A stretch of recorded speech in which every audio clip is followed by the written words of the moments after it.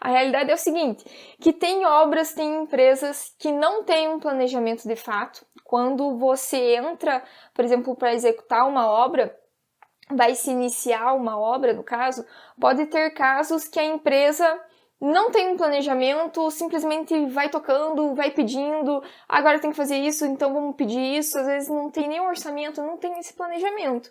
Então pode acontecer. E vou falar para vocês que, de certa forma, existem muitas empresas assim ainda, certo?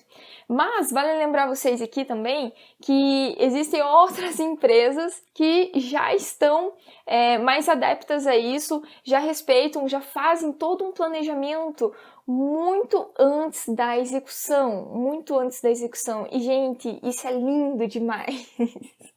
Isso é lindo demais.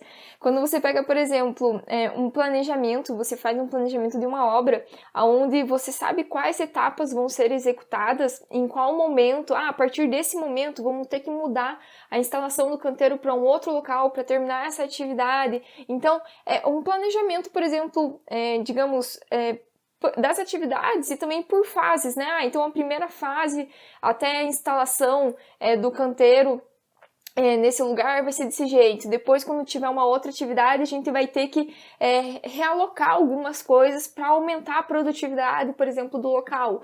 Então, gente, quando você faz o planejamento, não é somente determinar ali os prazos, o sequenciamento, o que vem antes, né?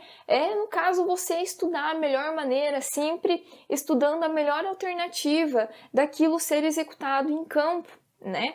E quando a gente acaba planejando, pensando em tudo isso antes mesmo da execução, você acaba economizando numa obra, né? Você acaba economizando, então você acaba, por exemplo, melhorando a produtividade, melhorando o tempo de execução e também economizando em sentido aí que a gente vai ver mais pra frente, que quanto menos prazo a gente tem numa obra, não sei se vocês já sabem, mas os custos indiretos estão ligados com o prazo da obra, então quanto menos, se eu consigo diminuir o prazo da minha obra, eu consigo diminuir o custo desses custos indiretos que acabam levando ali, digamos, como consequência o prazo da obra.